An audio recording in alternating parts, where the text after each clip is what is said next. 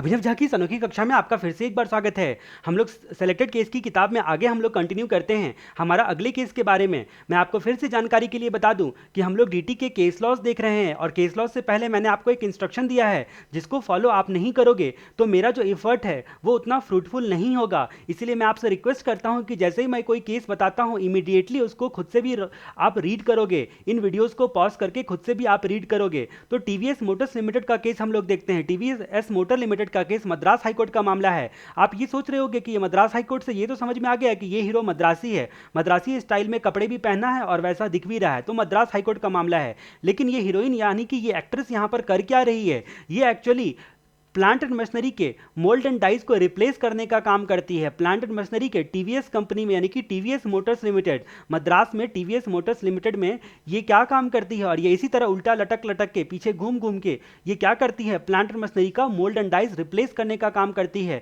तो आपको याद आना चाहिए टीवीएस मोटर्स लिमिटेड मद्रास हाईकोर्ट का मामला 2014 का मामला। अब यहाँ पर सवाल क्या उठता है कि जो मोल्ड एंड डाइस पर जो खर्चे किए गए हैं क्या वो करंट रिपेयर बोलकर सेक्शन नंबर 31 पर आपका 31 के तहत डिडक्शन मिलेगा? मतलब मोल्ड एंड डाइस को रिप्लेस करने के जो खर्चे किए गए हैं क्या वो करंट रिपेयर कहलाएगा?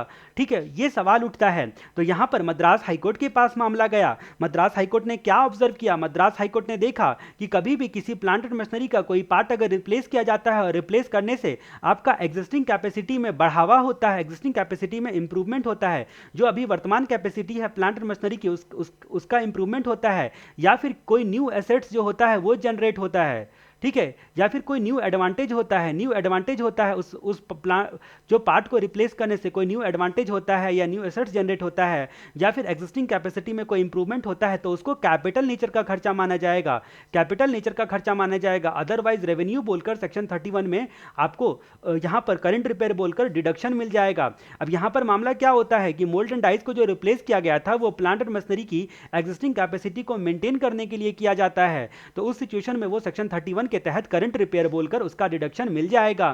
ठीक है, तो हम लोगों ने मामला यहां पर क्या देखा? टीवीएस मोटर्स लिमिटेड मद्रास हाईकोर्ट का मामला is the capital expenditure on replacement of dies and moulds being part of plant and machinery deductible as current repair under section 31। तो यहां पर आंसर आया कि यस। क्यों? तो यहां पर हाईकोर्ट ने ऑब्जर्व क्या किया? हाईकोर्ट ने ऑब्जर्व किया कि ये मोल्ड एंड डाइस को बदलने से यानी कि रिप्लेस करने से, रिप्लेस इसीलिए किया जा रहा है क्योंकि प्लांट एंड मशीनरी की एग्जिस्टिंग कैपेसिटी जो है वो बनी रहे परफॉर्मेंस की। ठीक है, यहां पर प्लांट एंड मशीनरी का जो आपका कैपेसिटी या परफॉर्मेंस है उसमें कोई बढ़ोतरी नहीं हो रही है, ना कोई नया एसेट जनरेट कर रहा है। इसकी वजह से यहां पर कैपिटल नेचर का खर्चा मानना गलत है। अब हम लोग बात करते हैं अगले केस के बारे में, आईसीडीएस लिमिटेड। आईसीडीएस लिमिटेड आपका सुप्रीम कोर्ट का मामला है। जैसा कि आपको पता है कि आपके आईसीडीएस का मतलब होता है इनकम कंप्यूटेशन डिस्क्लोजर स्टैंडर्ड, लेकिन यहां पर इनकम कंप्यूटेशन डिस्क्लोजर स्टैंडर्ड का मामला नहीं है। यहां पर कहानी कुछ और ही है, आईसीडीएस की कहानी कुछ और ही है। आईसीडीएस एक एनबीएफसी था, आईसीडीएस एक एनबीएफसी था।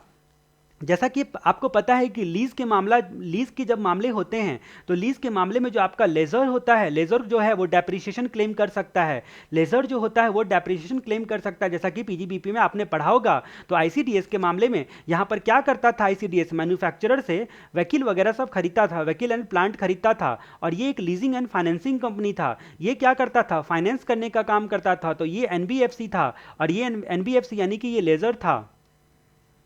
और ये क्या करता था? ये अपने कस्टमर को, इनके कस्टमर जो होते थे ये कौन हो गए? लीजी हो गए, लेजी हो गए। ठीक है, तो अब ये लीजी को क्या करता था? यहां पर क्या करता था? मतलब लीज पे दे देता था। ये एनबीएफसी फाइनेंसिंग कंपनी जो होता था, जो भी वकील वगैरह सब था, वो लीज पे दे देता था। अब क्योंकि मोटर वकील एक्ट करके एक एक्ट है, मोटर वकील रजिस्ट्रेशन एक्ट, वो एक्ट क्या बोलता है कि ये जो कस्टमर है उसके नाम पर सर्टिफिकेट जो होता है वो ओनरशिप का इशू करना जरूरी है, सर्टिफिकेट ओनरशिप का इशू करना जरूरी है। तो असेसिंग ऑफिसर यहां पर एनबीएफसी को डेप्रिसिएशन देने से मना कर देता है, बोलता है कि एनबीएफसी मानता हूं कि आप लेजर हो, लेसोर हो आप, लेकिन आपको यहां पर सवाल ये उठता है कि ओनरशिप आपके नाम का तो है नहीं, ये तो आपका वकील रजिस्ट्रेशन एक्ट के हिसाब से ये कस्टमर के नाम का है, यानी कि लेजी के नाम का है। अब जहां तक बात करते हैं कि यूज की बात जहां तक करते हैं, दो क्राइटेरिया होता है सेक्शन 32 का, एक ओनरशिप और दूसरा यूज। यूज भी आप नहीं कर रहे हो, ये तो आपका कस्टमर यूज कर रहा रहा है, तब ये मामला जो है हाईकोर्ट के पास गया और हाईकोर्ट असेसिंग ऑफिसर के कंटेंशन से एग्री हो गया और अकॉर्डिंगली एनबीएफसी का यानी कि आईसीडीएस लिमिटेड का डेप्रिसिएशन डिनाई कर दिया। ठीक है, अब ये आईसीडीएस लिमिटेड कंपनी वो छोटी मोटी कंपनी तो थी नहीं, वो सुप्रीम कोर्ट का दरवाजा खटखटाने चली गई, सुप्रीम कोर्ट के पास चली गई। सुप्रीम कोर्ट ने यहां पर मतलब गजब का मोड़ दिया इस केस को, सुप्रीम कोर्ट ने गजब का मोड़ दिया यहां पर। सुप्रीम कोर्ट ने बोला कि सेक्शन 32 का मानते हैं कि दो क्राइटेरिया है, एक आपका ओनरशिप का क्राइटेरिया है और दूसरा यूज फॉर बिजनेस का क्राइटेरिया है।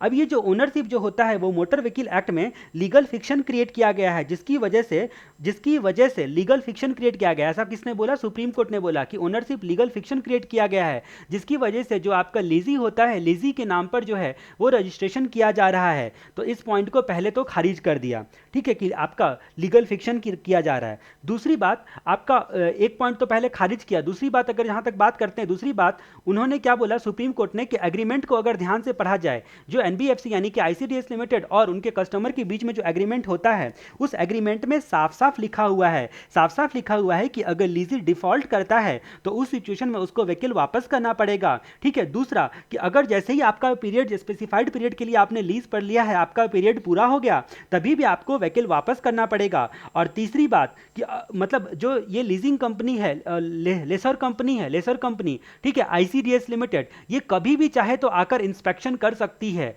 कभी भी चाहे तो इंस्पेक्शन कर सकती है। तो 3 पॉइंट यहां पर लिया इन्होंने। पहला पॉइंट क्या लिया? पहला पॉइंट लिया कि अगर मान लो कि एग्रीमेंट में डिफॉल्ट होता है, तो डिफॉल्ट हो किया अगर लीजी ने, तो उस सिचुएशन में ये अपना वकील जो है उठा के ले आएगी एनबीएफसी कंपनी। ठीक है, दूसरा पॉइंट एग्रीमेंट में क्या लिखा हुआ था? दूसरा पॉइंट कि जैसे कि आपका लीज का पीरियड खत्म हो जाता है, पीरियड का क्राइटेरिया लिखा हुआ है, वैसे ही अपना हम वकील उठा के ले आएंगे। और तीसरी बात कि अपने वकील को कभी भी हम इंस्पेक्शन करने के लिए आ सकते हैं। ठीक है, अब ये तीनों क्राइटेरिया लिखा हुआ था। तो सुप्रीम कोर्ट ने बोला कि मोटर व्हीकल एक्ट में आपका ओनरशिप जो होता है वो लेसी के नाम पे लेना लिखा हुआ है, तो कोई जबरदस्ती नहीं है कि आप उसको इनकम टैक्स में भी अप्लाई करो। मोटर व्हीकल एक्ट अलग है और इनकम टैक्स अलग है। मोटर व्हीकल के एक्ट के हिसाब से भले ही ओनरशिप का रजिस्ट्रेशन जो होता है वो लेसी के नाम पे होता है, उसके बावजूद भी जो एक्चुअल ओनर है, ठीक है, वो एक्चुअल ओनर आपका आईसीडीएस लिमिटेड ही माना जाएगा इनकम टैक्स की नजरों में, और अकॉर्डिंगली इनको डेप्रिसिएशन मिलेगा। इस ग्राउंड पे आप रोक नहीं सकते हो। और जहां तक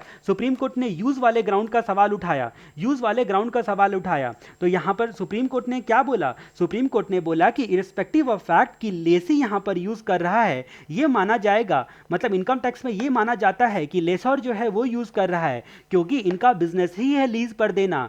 और लीजिंग एंड हायरिंग का बिजनेस जब एनबीएफसी करेगी तो इसको मोटर व्हीकल का जो हाई रेट वाला डेप्रिसिएशन होता है 30% वाला, वो यहां पर वो क्लेम कर सकती है। यानी कि हाईकोर्ट के जजमेंट को, पुराने जजमेंट को ओवररूल करते हुए सुप्रीम कोर्ट ने आईसीडीएस लिमिटेड के फेवर में फैसला लिया। और क्या बोला कि यहां पर आईसीडीएस लिमिटेड आप डेप्रिसिएशन क्लेम कर सकते हो।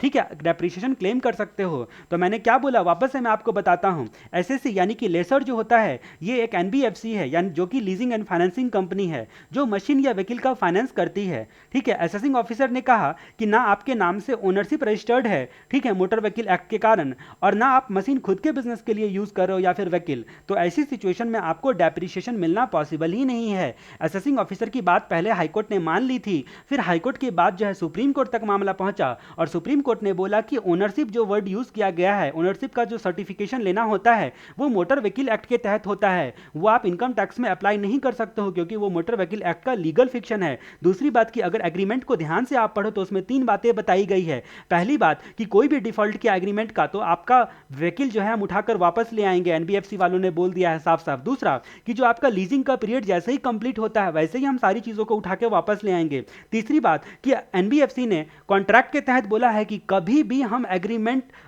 हम इंस्पेक्शन करने के लिए आ सकते हैं। यानी कि क्लियर, जाहिर है, यहां पर क्लियर है कि ओनरशिप जो होता है वो आपका लेसर कंपनी के साथ यानी कि आईसीडीएस लिमिटेड के साथ जो है वो अवेलेबल है। और जहां तक बात करते हैं यूज का क्राइटेरिया, तो इररिस्पेक्टिव ऑफ फैक्ट लेसी यहां पर यूज कर रहा है अपने बिजनेस के लिए, यह माना जाएगा कि एनबीएफसी यूज कर रही है।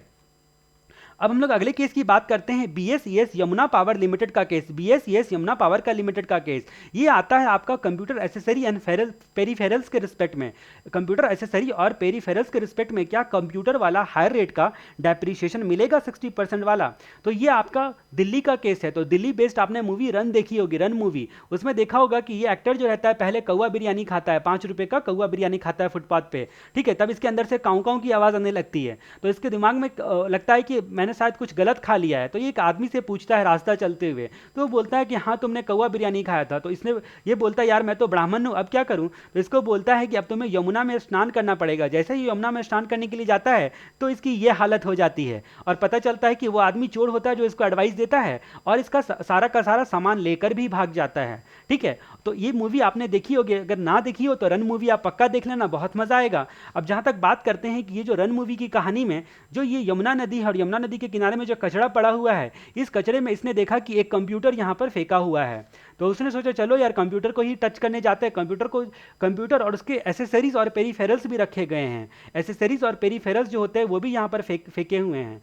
जैसे ही इस कंप्यूटर को ये टच करता है, जैसे ही ये कंप्यूटर को टच करता है, इसको बिजली के झटके लग जाते हैं, और बिजली के झटके इतने जोर से लगते हैं कि ये वो बिजली के तार जो ऊपर से जाते रहते हैं उस पर वो लटक जाता है जाकर। बिजली की तारें जो जाते रहती है ऊपर से, इस पर ये जाकर लटक जाता है, ठीक है। कहानी हमारी आगे बढ़ती है, ठीक है। उस कहानी में जो है बिजली के तार पर ये लटक जाता है। अब वो जो बिजली का तार रहता है वो कौन सी कंपनी का रहता है, BSES यमुना पावर लिमिटेड का रहता है। तो BSES यमुना पावर लिमिटेड का केस, दिल्ली हाईकोर्ट का मामला, आपको याद रखना। इसमें दो बातें हमारी कंप्यूटर एसेसरी और पेरीफेरल्स की कहानी आती है, कंप्यूटर एसेसरीज और पेरीफेरल्स की कहानी आती है। अब यहां पर पूछा जा रहा है कि क्या एलिजिबल रेट ऑफ डेप्रिसिएशन होगा कंप्यूटर एसेसरीज एंड पेरीफेरल्स के केस में, क्या एलिजिबल रेट ऑफ डेप्रिसिएशन होगा, ठीक है। तो दिल्ली बेस्ड मूवी पर आधारित ये आपको याद रखना है। यहाँ पर हाईकोर्ट ने बोला कि जो कंप्यूटर होता है उसका हायर रेट का डेप्रिसिएशन होता है 60% का। पहला बात हाईकोर्ट ने ये देखा। दूसरी बात देखी कि आपका जो भी कंप्यूटर के एसेसरीज होते हैं, जैसे कि आपका स्कैनर, सर्वर या फिर अदर एसेसरीज जो होते हैं, वो इंटीग्रल पार्ट होता है। इंटीग्रल पार्ट होता है कंप्यूटर का, मतलब ये सब कंप्यूटर के बिना अधूरा है, मतलब कंप्यूटर के बिना ये सब अधूरा है। यानी कि कंप्यूटर के साथ साथ इन लोगों को भी, मतलब कंप्यूटर एसेसरीज और पेरीफेरल्स को भी हायर रेट का डेप्रिसिएशन मिलेगा। अब हम लोग बात करते हैं अगले केस के बारे में, अरेवा T&D इंडिया लिमिटेड का केस। ये दिल्ली हाईकोर्ट का मामला है। अरेवा T&D India limited, Delhi high court का मामला, और सेम टू सेम मामला आता है स्मिथ सिक्योरिटीज लिमिटेड का मामला। ये सुप्रीम कोर्ट का मामला, Smith securities limited supreme court का मामला। और एक आता है आपका बी रविंद्र पिल्लई, ठीक है। ये आपका कर्नाटका हाईकोर्ट का मामला है, कर्नाटका हाईकोर्ट का मामला। ये आपके पुराने केस स्टडीज के बुक में दिया गया था, कर्नाटका हाईकोर्ट का मामला। तीनों में एक ही सवाल कि क्या गुडविल पर डेप्रिसिएशन मिलता है। सवाल तीनों में एक ही, क्या गुडविल पर डेप्रिसिएशन मिलता है। तो ये वाला अरेवा T&D इंडिया लिमिटेड, ठीक है। तो अरेवा, यहां पर देखो आपको धमाल मूवी के स्टाइल में ऐसे करके बोलना, अरेवा टी का मतलब क्या हो गया, देख तमाशा, तमाशा मतलब तो अरे वाह तमाशा देख इंडिया का, अरे वाह तमाशा देख इंडिया का। इस इंडिया में क्या होता है कि गुडविल पर भी डेप्रिसिएशन मिलता है, गुडविल पर भी डेप्रिसिएशन मिलता है। आपको जैसा कि पता है सेक्शन 32 सबसेक्शन 1 का क्लॉज नंबर 2 में इंटेंजिबल एसेट्स पर डेप्रिसिएशन मिलता है। उसी तरह यहां पर अंत में कंक्लूजन ये होगा क्योंकि गुडविल एक इंटेंजिबल एसेट्स है इसीलिए इस पर डेप्रिसिएशन मिलेगा, लेकिन इतने से लिखने से आपका मार्क्स तो आएगा नहीं। तो इस केस की तीन कहानी हम लोग एक साथ देखते हैं। ये वाला स्लम्प सेल में जो गुडविल अराइज होता है उस पर डेप्रिसिएशन मिलेगा या नहीं मिलेगा, ये अरेवा T&D इंडिया लिमिटेड में बताया गया। ये दिल्ली हाईकोर्ट का मामला था। दूसरी कहानी आपकी आती है स्मिथ सिक्योरिटीज लिमिटेड का केस। जब एमालगमेशन वगैरह सब होता है, एमालगमेशन वगैरह सब होता है, तो उस सिचुएशन में जो गुडविल की वैल्यू अराइज होती है उस पर डेप्रिसिएशन मिलेगा कि नहीं मिलेगा, ये स्मिथ सिक्योरिटीज लिमिटेड का मामला है, स्मिथ सिक्योरिटीज लिमिटेड का मामला है। उसके बाद बी रविंद्र पिल्लई का मामला क्या है, बी रविंद्रन पिल्लई, ये मामला क्या है, ये आपका केरला हाईकोर्ट का मामला है। केरला हाईकोर्ट के मामले में इसमें सवाल क्या उठा, इसमें सवाल ये उठा कि अगर मान लो कि कोई प्रोप्राइटरशिप कंसर्न एक को अपने को बेच देती है, ठीक है, मतलब ट्रांसफर कर देती है, तो उस सिचुएशन में जो गुडविल अराइज होता है, प्रोप्राइटरशिप कंसर्न अपने को ट्रांसफर कर देती है, तब जो गुडविल अराइज होता है उस पर डेप्रिसिएशन मिलेगा कि नहीं मिलेगा। तो सवाल 3 और जवाब 1, ठीक है। पहला जवाब अरेवा T&D इंडिया लिमिटेड का केस, दिल्ली हाईकोर्ट का मामला, और दूसरा जवाब Smith securities limited, supreme court का मामला, और बी रविंद्रन पिल्लई। तो ये वाला मामला था अमालगमेशन का, रविंद्रन पिल्लई वाला मामला था जो ट्रांसफर करता है प्रोप्राइटरशिप को, ठीक है। तो उस सिचुएशन में जो गुडविल अराइज होता है, और ये वाला स्लम्प सेल का मामला था। अब जहां तक बात करते हैं कि आपने इंटरप्रिटेशन ऑफ स्टैट्यूट्स पढ़ा होगा, इंटरप्रिटेशन ऑफ स्टैट्यूट में एक वर्ड पढ़ा होगा आपने, इजस्डम जनरिस, ठीक है। एक वर्ड पढ़ा होगा आपने इंटरप्रिटेशन ऑफ स्टैट्यूट्स पढ़ते वक्त में, इजस्डम जनरिस। अब ये जो इजस्टम जनरिस क्या होता है, ये आपको इजस्टम जनरिस वर्ड जो है ये बोलता है कि अगर लॉ में कोई स्पेसिफिक वर्ड दिया गया है, ठीक है, उस तो यहाँ पर हम लोग बात करते हैं कि आप देखो पहले पॉइंट में यहाँ पर और क्या बोला आपके दिल्ली हाईकोर्ट ने या सुप्रीम कोर्ट ने, सब मामले में एक ही तरह से चीज़ों को नोटिस किया गया, इजस्टम जनरिस। अब इजस्टम जनरिस क्या बोलता है कि अगर मान लो कि लॉ में कोई स्पेसिफिक एंड पार्टिकुलर वर्ड दिया गया, स्पेसिफिक एंड पार्टिकुलर वर्ड दिया गया है, उसको कोई जनरल वर्ड फॉलो करता है, उसको कोई जनरल वर्ड फॉलो करता है, तो उस जनरल वर्ड का भी इंटरप्रिटेशन वही निकाला जाएगा जो स्पेसिफिक एंड पार्टिकुलर वर्ड का इंटरप्रिटेशन निकाला जाता है, ठीक है। ये बात बताई। अब इसको हम लोग आसान से समझते हैं। आपको जैसा कि पता है कि डेप्रिसिएशन आपका इंटेंजिबल एसेट्स पर भी मिलता है, इंटेंजिबल एसेट्स पर भी मिलता है। अगर आप इंटेंजिबल एसेट्स को गौर से देखो तो यहाँ पर कुछ स्पेसिफिक एंड पार्टिकुलर बातें दी गई है, और उसके बाद कुछ एक जो है स्कोप को बढ़ाने के लिए जनरल टर्म यूज़ किया गया है। अब यहाँ पर बात करते हैं कि ये आपका स्पेसिफिक बात क्या क्या दिया गया है। इंटेंजिबल एसेट्स में इंक्लूड होता है आपका नो हाउ, ठीक है। दूसरा इंक्लूड होता है पेटेंट, ट्रेडमार्क, ठीक है, लाइसेंस या फिर फ्रेंचाइजी, ठीक है। ये सब तो इंटेंजिबल एसेट्स बोलता है। ये स्पेसिफिक एंड पार्टिकुलर वर्ड हो गया, ये इंटेंजिबल एसेट्स हो गया, तो ऑब्वियसली इस पर डेप्रिसिएशन मिलेगा। अब जनरल वर्ड की बात करते हैं। जनरल वर्ड में स्कोप को बढ़ा दिया गया और बोला गया था any other business or commercial right of similar nature, any other business or commercial right of similar nature.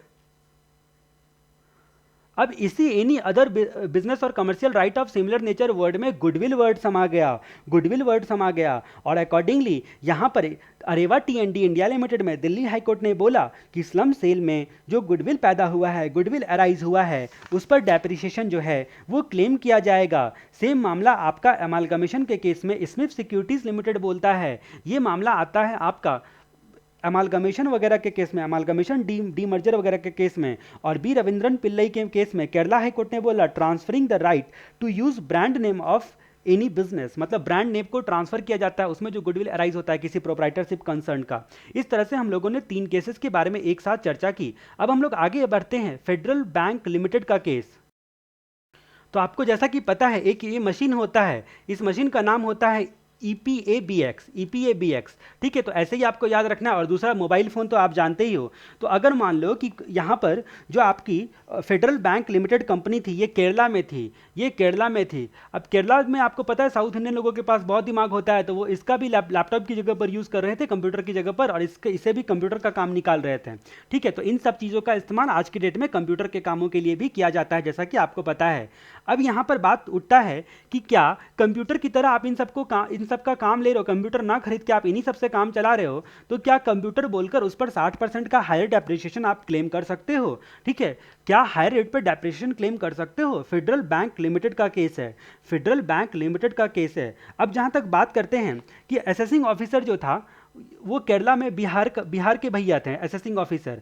अब वो गुस्सा हो गए, वो बोले बुर्बक, ऐसा कैसे हो सकता है कि तुम EPABX को कंप्यूटर बोलो और मोबाइल को भी कंप्यूटर बोलो, तब तो हम भी कुछ चीज़ उठा के लाएंगे, उसको भी आपको कंप्यूटर ही बोलना पड़ेगा।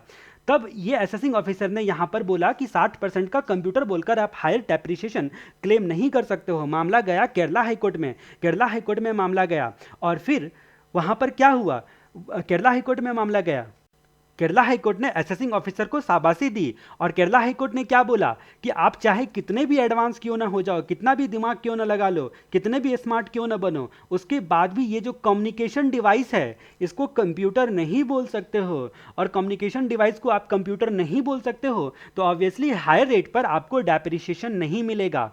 अब हम लोग बात करते हैं अगले केस के बारे में, Shrimati A Sivakami and another, ठीक है, Shrimati A Sivakami and another. जैसा कि आप देख सकते हो कि ये शिवाकामी जो है आईएएस ऑफिसर है, साथ में ये समाज सेवी भी है, और ये आप आज की डेट में पॉलिटिशियन भी हैं। ठीक है, तो ये एक्स आईएएस ऑफिसर हैं। ठीक है, अब जो इन्होंने कास्टिज्म के अगेंस्ट में बहुत सारे जो है समाज सेवा में आपका मतलब नारे लगाए हैं। ठीक है, ये मद्रास की हैं, चेन्नई की है। ठीक है, तो मद्रास हाईकोर्ट का मामला, मद्रास हाईकोर्ट का मामला। ठीक है, अब ये पी शिवाकामी है, पी शिवाकामी, इनकी बहना का नाम है ए शिवाकामी। ठीक है, ए शिवाकामी इनकी बहना का नाम है, ए शिवाकामी एंड अनदर। ठीक है, इसके साथ साथ आपको केस याद रखना है पोद्दार सीमेंट का केस।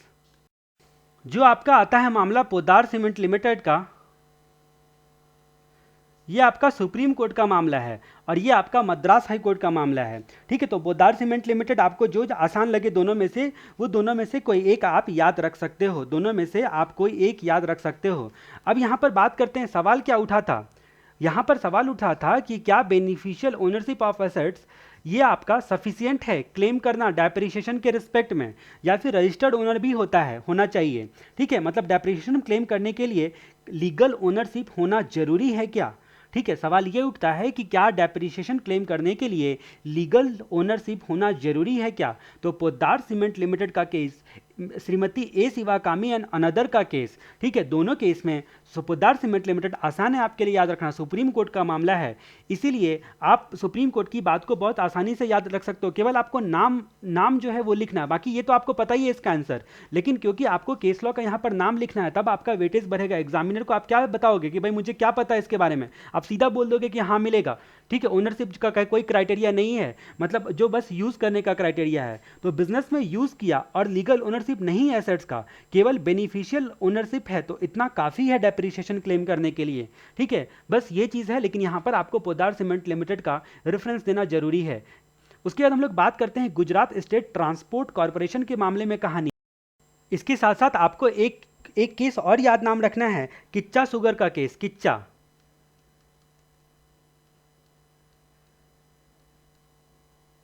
ठीक है, किच्चा शुगर लिमिटेड, ये आपका 2013 का मामला है। किच्चा शुगर लिमिटेड 2013 का मामला है, दिल्ली हाईकोर्ट का मामला है, ये दिल्ली हाईकोर्ट का मामला है ये। ठीक है, और ये गुजरात हाईकोर्ट का मामला है। ठीक है, तो गुजरात स्टेट ट्रांसपोर्ट कॉर्पोरेशन, तो गुजरात आते के साथ पहले ये गुजरात में थे और अभी ये दिल्ली पहुंच चुके हैं, सेंटर में पहुंच चुके हैं। ठीक है, तो एक आपका गुजरात हाईकोर्ट का मामला और दूसरा दिल्ली हाईकोर्ट का मामला, दोनों जो है वो आपको याद रखना है। अब जहां तक बात करते हैं कि इस केस का बेस क्या है, इसकी कहानी क्या होती है, तो जैसा कि आपको पता है कि कोई भी वेलफेयर कंट्रीब्यूशन जो होता है एम्प्लॉय के लिए, मान लो कि कोई भी कंट्रीब्यूशन है, यानी कि ये प्रोविडेंट फंड है, तो इसमें मान लो कि दो हिस्से होते हैं, एक आपका एम्प्लॉयर का हिस्सा, एम्प्लॉयर जो कंट्रीब्यूट करता है उतना ही सेम अमाउंट एम्प्लॉय कंट्रीब्यूट करता है, एम्प्लॉय कंट्रीब्यूट करता है। जो एम्प्लॉय कंट्रीब्यूशन का हिस्सा होता है उसके नियम, उसके बारे में क्या बताया गया है, सेक्शन 2 का 24 इनकम का डेफिनेशन क्या बोलता है कि जो भी एम्प्लॉय का हिस्सा कलेक्ट करेगा एम्प्लॉयर, ठीक है, किसी भी वेलफेयर कंट्रीब्यूशन के नाम पे, वो पहले उसका इनकम माना जाएगा, उस एम्प्लॉयर का इनकम माना जाएगा। तो एम्प्लॉयर रोने लगा, बोला कि मेरा इनकम माना जाएगा, एम्प्लॉई से उसके बेनिफिट के लिए मैंने कुछ पैसे कलेक्ट किए हैं, तो क्या वो मेरा इनकम माना जाएगा। तो इनकम टैक्स बोलता है कि चिंता ना करो, आपको आगे चलकर डिडक्शन भी मिल जाएगा। ठीक है, 36 सबसेक्शन 1 के तहत डिडक्शन भी मिल जाएगा। अब यहां पर बोला गया 36 सबसेक्शन 1 के तहत बोला गया कि जिस एक्ट के तहत, यानी कि यहां पर देखो आपका provident fund and ESI act है। ठीक है, तो जिस एक्ट के तहत, ठीक है, प्रोविडेंट फंड एक्ट या फिर ईएसआई एक्ट के तहत जिस एक्ट के तहत आपने एम्प्लॉय से कलेक्ट किया है पैसा, उस एक्ट में जो ड्यू डेट बताया गया है, उस ड्यू डेट से पहले पहले जाकर स्पेसिफाइड अकाउंट में पैसा जमा कर दोगे तो आपको डिडक्शन मिल जाएगा, आपको डिडक्शन मिल जाएगा।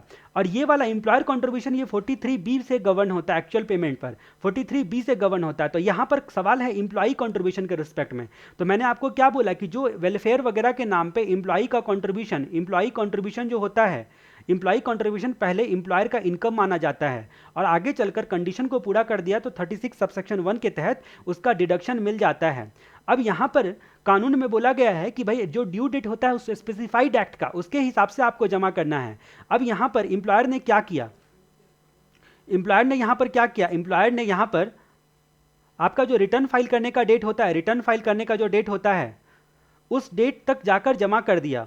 139 सबसेक्शन 1 का रिटर्न फाइल करने का जो ड्यू डेट होता है उस डेट तक जाके जमा कर दिया, लेकिन जो स्पेसिफाइड एक्ट का ड्यू डेट था, स्पेसिफाइड एक्ट का ड्यू डेट, उसको क्रॉस कर चुका था। ये जो प्रोविडेंट फंड एक्ट या फिर ईएसआई एक्ट का जो ड्यू डेट था उसको क्रॉस कर चुका था, लेकिन रिटर्न फाइल करने के डेट से पहले पहले जाकर जमा कर दिया। तो Gujarat state road transport corporation limited ये क्या बोला कि आपको पता है, मतलब आपको ये केस में गुजरात हाईकोर्ट ने क्या बोला, आपको पता है, एसएससी साहब एसएससी को बोला कि आपको पता है कि explanation to section 36 sub section 1, ठीक है, जो एक्सप्लानेशन है इसका क्लॉज नंबर VA है।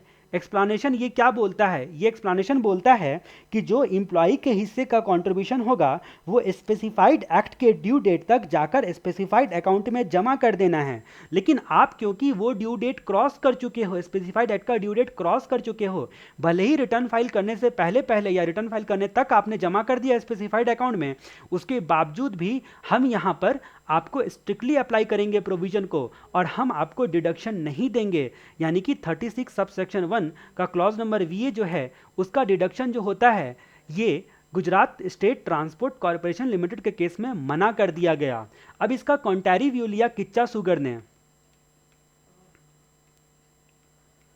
किच्चा सुगर ये दिल्ली हाईकोर्ट का मामला है। दिल्ली हाईकोर्ट ने बोला काहे को परेशान करते हो, दिल्ली हाईकोर्ट ने बोला काहे को परेशान करते हो, जो इंप्लॉयर का हिस्सा का कंट्रीब्यूशन है उसके रिस्पेक्ट में आपने प्रोविजन बताया रिटर्न फाइल करने के ड्यू डेट तक आपको जमा कर देना है, और इंप्लॉई के लिए आप कुछ और बताते हो, तो बेचारा फंड 1 और 2 डेट अलग अलग, इससे अच्छा दोनों को साथ में जाकर वो रिटर्न फाइल करने की डेट तक जमा कर दिया। ठीक है, तो भले ही आपका ये स्पेसिफाइड एक्ट का ड्यू डेट क्रॉस कर चुका है, उसके बाद भी 139 सबसेक्शन 1 के ड्यू डेट तक अगर जाकर स्पेसिफाइड अकाउंट में जमा कर दिया तो वो आपको डिडक्शन मिल जाएगा सेक्शन 36 सबसेक्शन 1 का क्लॉज नंबर VA के तहत। ठीक है, अब यहां पर दोनों जजमेंट जो है वो आपको एग्जाम में लिखना है। एक अगर मान लो केस का नाम ना याद रहे तो एक गुजरात हाई कोर्ट और एक दिल्ली हाई कोर्ट, मोदी से आपको दोनों याद रखना है। ठीक है, और यहां पर इंप्लॉई कंट्रीब्यूशन की यहां पर बात हो रही है, किसकी बात हो रही है, इंप्लॉई कंट्रीब्यूशन की बात हो रही है। ठीक है, तो इस तरह से आपको याद रखना है। तो हम लोगों ने यहाँ पर Gujarat state transport corporation limited का केस और आपका किच्चा सुगर कंपनी लिमिटेड का केस, किच्चा सुगर में कंपनी लिमिटेड लगाना ना भूलना। ठीक है, ये दोनों केस देखा, ये 2014 का मामला है गुजरात हाईकोर्ट का, और किच्चा सुगर कंपनी लिमिटेड 2013 का मामला है। मैं आपसे उम्मीद करता हूँ कि जस्ट पॉज करके इन सब चीज़ों को आप एक बार जो है वो रीड करोगे अच्छे तरीके से, इनको वापस से आप एक बार रीड करो। हम लोग आगे अगले वीडियो में कवर करेंगे।